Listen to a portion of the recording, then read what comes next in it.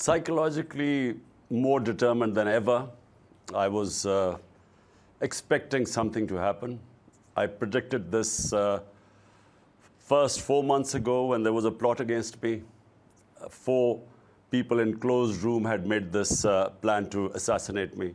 And this is way back in May, July, June at that time.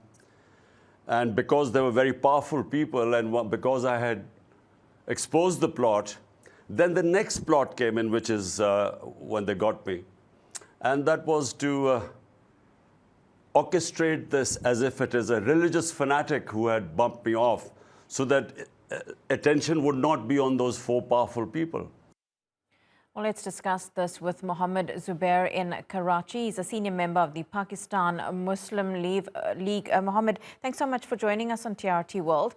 Now, Imran Khan is insisting on investigating Prime Minister Shehbaz Sharif and several other high-ranking government and military officials.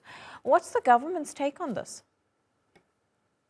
I think we are very used to Imran Khan and the way he accuses anyone who is in the government. Back in 2014, he was raising hue and cry about the electoral fraud on a massive scale, the 2013 elections, where the gap was his party had won just about 30 seats versus 186 seats for the ruling party, then the Pakistan Muslim League. And yet he thought that somehow the trophy has been snatched away from him. And there was 126 days of sit-in in the capital. So we are used to Imran Khan's accusation, and he blamed just about everyone from the judges to the military people and, of course, people in the ruling party. This time, there was a change, and a legitimate change. Unfortunately, Pakistan does not have a very good history of transition of power. This time, this was the first positive change through a vote of no confidence, which is provided in the Constitution.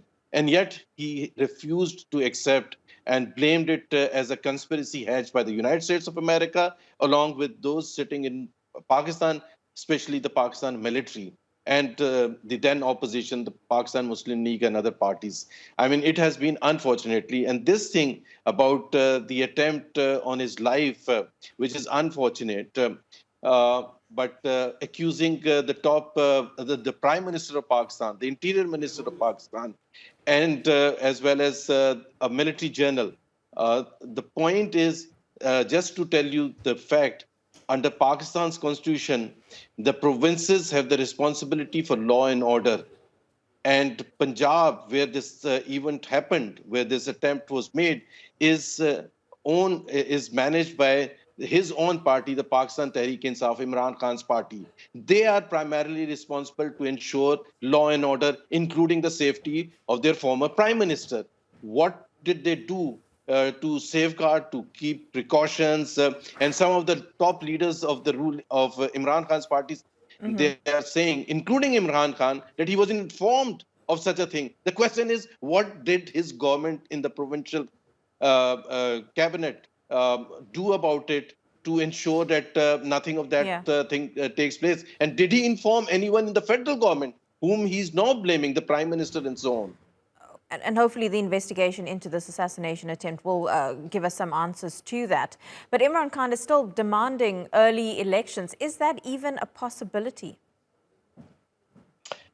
There is always, in a parliamentary system, there's always a possibility of early elections, but that decision is taken by the ruling party. They have the right to decide when is the best time to go to the people, if they are ready to go to the people before the completion of the 5-year tenure, which is provided in the Constitution.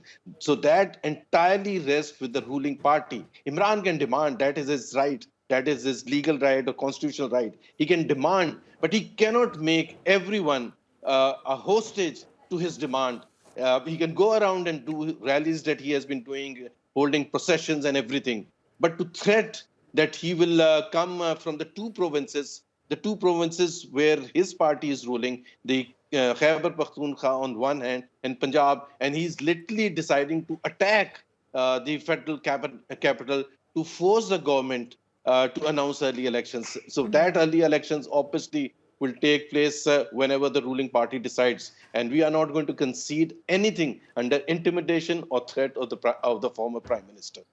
Mohammad Zubair, thanks for giving us that perspective from Pakistan's